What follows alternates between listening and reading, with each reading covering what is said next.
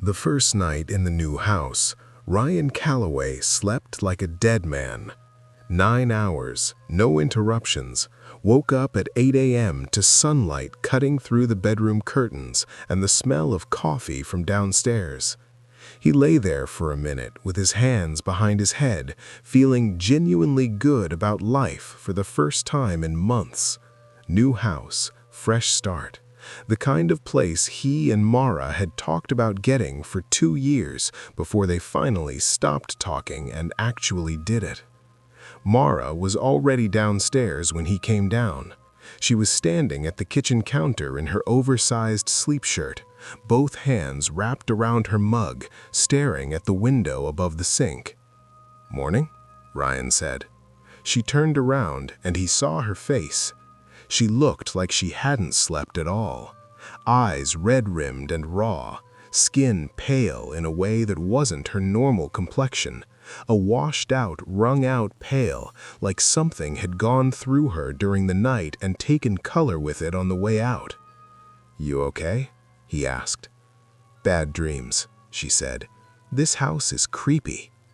Ryan looked around the kitchen, the cheerful yellow walls, the big farmhouse sink, the original hardwood floors that had sold him on the place immediately. "It's a great house," he said. Mara looked back at the window. "Something was in our room last night," she said quietly. Ryan poured his coffee. "Old houses make noises, babe. Pipes and settling and—" "Ryan!" Her voice cut through his. "I woke up at 3 a.m. and there was a woman standing at the foot of the bed." He stopped pouring. "She was just standing there," Mara said, "looking at me. Not at you, just at me. And she was wrong. The way she looked was wrong. Her neck—" She stopped, pressed her lips together. "I turned the lamp on and she was gone." Ryan put his mug down and crossed the kitchen and put his arms around her from behind. He felt her tense before she let herself lean back into him. "I'll look into the house history," he said, "okay? I'll find out if anything happened here. If something did, we can talk about what we want to do." Mara nodded, but she kept staring at the window. Ryan looked into the house history that afternoon. The place had been built in 1987, owned by 2 families before them, no deaths on record, no incidents filed with the county. He found a local Facebook group for the neighborhood and posted a casual question about the house's background. 3 people responded within an hour. All 3 said the same thing. Lovely old home, the previous family moved out suddenly about 4 years ago. Lovely couple, don't know why they left so fast. He told Mara over dinner that there was nothing in the records. Mara nodded and ate her pasta and didn't say much, and Ryan noticed she kept glancing at the doorway to the hall as though she expected someone to be standing there. Nobody was. By the end of the first week, the pattern was so clear Ryan couldn't pretend it wasn't there. Every night, Mara woke up screaming or didn't sleep at all. Every morning, she came downstairs looking worse than the night before. She described the same woman each time, standing, watching, always focused entirely on Mara, always with that wrongness about her neck that Mara wouldn't fully describe beyond twisted and wrong and like something happened to it on the way out. Ryan slept perfectly every single night. He started staying awake to watch, propping himself up against the headboard with his phone as Mara drifted off. He watched the room for hours, watched the corners, watched the foot of the bed, watched the closet door that Mara insisted had to stay open because closed doors had started to terrify her. He never saw anything. Not once, not a shadow, not a shape, not a cold spot, not a flicker, nothing. Just his girlfriend beside him, sleeping in fitful 20-minute bursts, flinching at sounds he couldn't hear, waking with her hands over her face and her throat working hard around a scream she was trying to swallow. His friend Dom came over for beers that Friday, and Ryan told him the whole thing while Mara was upstairs taking a bath. Dom listened with the politely skeptical expression of a man who didn't believe in ghosts, but also didn't want to be rude about it. "Maybe she just doesn't like the house," Dom said. "She sees something specific every night. Same woman, same description. Sleep paralysis. It causes hallucinations that feel completely real. Same image recurring, sense of a presence in the room. She's not paralyzed when it happens. She gets up. She turns on lights." Ryan leaned forward over the coffee table. "Dom, I'm in the same room, same bed. I've stayed up watching for it. There's nothing there for me, just for her." Dom turned his beer slowly in his hands. "So, what are you saying?" "I'm saying whatever is in this house isn't interested in me." Ryan looked toward the ceiling, toward the sound of the bath running above them. "It's only interested in Mara." He paused. "And I don't know why." Upstairs, the water shut off. In the silence that followed, both men heard something else. A sound from above them, low and rhythmic, like a door swinging slowly on a bad hinge. Ryan looked at the ceiling. Dom put his beer down. "You said she's in the bath, right?" Dom asked. "Yeah." "Then what's that sound?" Ryan was already moving toward the stairs. He found Mara sitting on the bathroom floor with her back against the tub, knees pulled to her chest, both hands clamped over her mouth. She was shaking hard enough that Ryan could see it from the doorway. The mirror above the sink was fogged from the bath, but something had been written in the condensation. 2 words, tall and uneven, like a finger had dragged through the steam. "You know." Ryan stood very still in the doorway looking at those 2 words. Dom appeared behind him, looked over his shoulder, and said nothing. Ryan crouched down in front of Mara. "What happened?" She shook her head, eyes locked on the mirror. "Mara, look at me." He put his hands on her arms. "What happened in here?"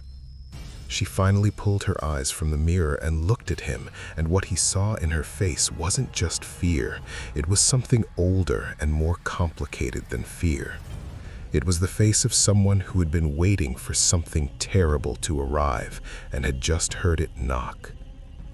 "She was in here," Mara whispered, "while I was in the tub, standing in the corner, and then she just—" Mara's voice broke. "She leaned down close to my face, and she said, 'You know what you did.'" Ryan felt the hair on his arms stand up. "What does that mean?" he asked. Mara looked back at the mirror. "I don't know," she said. She said it too fast, the way people answer a question they've been practicing the answer to. Ryan noticed. He filed it away and didn't push because Dom was standing behind him and Mara was shaking and the bathroom still felt wrong in a way he couldn't locate, a pressure in the air, a heaviness like the room was holding its breath. He got her downstairs. Dom left early, squeezing Ryan's shoulder on the way out with an expression that had moved well past polite skepticism into something quieter and more honest. Ryan suggested they stay somewhere else for a few nights, a hotel, his mom's place, anywhere. Mara said okay. They drove to a Marriott 20 minutes outside town and checked into a room on the 4th floor, and Ryan ordered room service and put on a movie, and by midnight, Mara seemed almost like herself, color coming back, shoulders dropping away from her ears, laughing quietly at something on the TV. Ryan thought, maybe it is the house, maybe distance is all it takes. He fell asleep around 1 a.m. At 3 a.m., he woke up to Mara standing at the window on the far side of the room, completely still, staring at the glass. "Mara." She didn't turn around. "Mara?" He sat up. "Hey, talk to me." "She's here," Mara said. Her voice was completely flat, emptied out. "She followed us." Ryan looked at the window, saw Mara's reflection in the dark glass, and behind it, just barely, just at the edge of what the light in the room could reach, a second shape, taller, crooked at the neck, standing just behind Mara's left shoulder. He was out of bed and across the room in 2 seconds, grabbing Mara by the arm and spinning her away from the window. The reflection was just Mara, just the dark room behind her. But Mara's face, when she turned, her face was the worst thing he'd seen yet. Not terror, not shock, just a hollow, exhausted resignation, like a person who had been waiting for something terrible to arrive and had just heard it knock. "She's not in the house," Mara said quietly. "She was never in the house." "Then where is she?" Ryan looked at him for a long time. "She's mine," she said. "She's been mine for 6 years." Ryan waited. Mara sat down on the edge of the bed and put her face in her hands. "I need to tell you something. I've needed to tell you for a long time, and I didn't, and now I don't think I have a choice anymore." The room was very quiet. Outside the window, 20 minutes from the house, 48 miles from the town where Mara had grown up, the curtain near the far wall shifted, just slightly, just once, like something had brushed it on the way past. 6 years ago, Mara Voss had been driving home from a work party on a Wednesday night in November. She hadn't been drunk. That was what she told herself every single day for 6 years, and it was almost true. She'd had 2 glasses of wine over 4 hours. She was under the legal limit. Any breathalyzer in the country would have cleared her completely. She was tired, though. Later she would remember that, the specific texture of that tiredness, the kind that sits behind your eyes and makes the road soft at the edges. She didn't see the woman until the impact.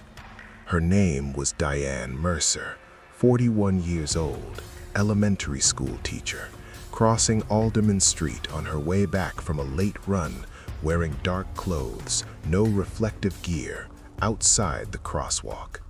Technically, legally, the fault was Diane's. Mara stopped the car. She got out. She looked at the woman lying in the road, and she stood there for 11 seconds that she had since replayed so many times they'd worn grooves into her. And she got back in the car, and she drove away. Diane Mercer died at the scene, blunt force trauma. The case was filed as a hidden run. No suspect was ever identified.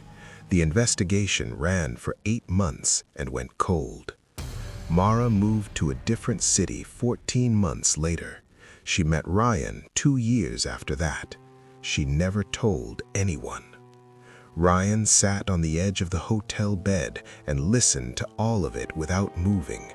Mara told it straight, no softening, no qualifications, just the flat sequence of what happened, what she did, what she chose. When she finished, she didn't look at him. She stared at the carpet and breathed. Ryan didn't say anything for a long time. "The woman you see," he finally said. "What does she look like?" Mara closed her eyes. Dark hair, 40s. She's wearing a gray running jacket. A pause. Her neck is... the way she landed, it's wrong. It's been wrong every time I've seen her. Ryan looked at the curtain near the far wall. It wasn't moving anymore. "She wrote, 'You know,' on the mirror," he said. "Yes." "She said, 'You know what you did.'" "Yes." "And she followed you here, 20 minutes from the house, 48 miles from where it happened." "She's been following me for 6 years," Mara said. I couldn't see her before, not until we moved into that house. Something about that house made her visible, made her loud. She finally looked up. Or maybe I just finally got tired enough that I couldn't keep not seeing her." Ryan thought about all the nights he'd stayed awake watching the bedroom, all the nights he'd stared at the foot of the bed and seen nothing. It had never been the house. The house was just wood and drywall and original hardwood floors. It had no history, no darkness. Nothing had happened there. He'd been looking in completely the wrong place the entire time because he'd assumed, the way everyone assumes, that a haunting belongs to a location. But Diane Mercer wasn't haunting a location. She was haunting a conscience. And she'd been there the whole time, through the apartment before the house, through the city before that, through 6 years of a life built carefully on top of a Wednesday night in November that Mara had tried to bury under enough distance and enough time and enough normal living that it would eventually stop being real. It had never stopped being real. "What do I do?" Mara asked. Her voice was down to almost nothing. Ryan looked at her for a long time. He looked at the woman he'd lived with for 3 years, the woman he'd bought a house with, the woman he'd planned a future with, and tried to locate somewhere in her face the person who had stood over a dying woman in a dark road and chosen to walk away. He found her. She'd been there the whole time, too. "You go to the police," Ryan said. Mara flinched like he'd hit her. "It's been 6 years, the statute of—" "I don't care about the statute." His voice was quiet, steady. "She's not going to stop, Mara. You know she's not going to stop, because you haven't done the one thing she needs you to do." He stood up from the bed. "You haven't told the truth." The room was silent for a long time. Then, slowly, Mara nodded. She picked up her phone from the nightstand. She stared at it. She opened her contacts and scrolled to a number she had saved 6 years ago and never deleted. The tip line for the Alderman Street investigation, bookmarked in a browser tab she'd kept open on 3 different phones across 6 years, never closing it, never calling it, carrying it like a wound she had decided to live with. She pressed call. It rang twice. Someone picked up. Mara opened her mouth and for the first time in 6 years said the thing out loud, the true, complete, unqualified thing, and Ryan watched her face as she said it, watched the way something shifted there, something loosening, some 6-year tension releasing from around her eyes. He also watched the curtain near the far wall. It stayed completely still. For the first time since they'd moved into the house, the room felt like just a room. 4 walls, carpet, climate control hum, the distant sound of highway traffic 20 floors below. Whatever had been in it was gone. Not forgiven, Ryan understood that clearly. This wasn't a ghost story with a mercy ending. Mara would face consequences, real, legal, life-altering consequences. The next chapter of her life was going to be the hardest one. But Diane Mercer, whatever piece of Diane Mercer spent 6 years walking behind a woman who would not look back, had finally been seen. Ryan sat in the chair by the window until Mara finished the call. She hung up, set the phone on the nightstand, sat with her hands in her lap. "They're sending someone," Mara said. Ryan nodded. Outside, the November sky was starting to go gray at the edges, first light still an hour away, the world sitting in that particular pre-dawn stillness where everything feels suspended and anything feels possible, the good kind and the terrible kind both. "I'm sorry," Mara said. Ryan looked at her. He didn't say, "It's okay," because it wasn't. He didn't say, "I forgive you," because that wasn't his to give. He said, "I know." And they sat together in the gray light and waited for the knock on the door.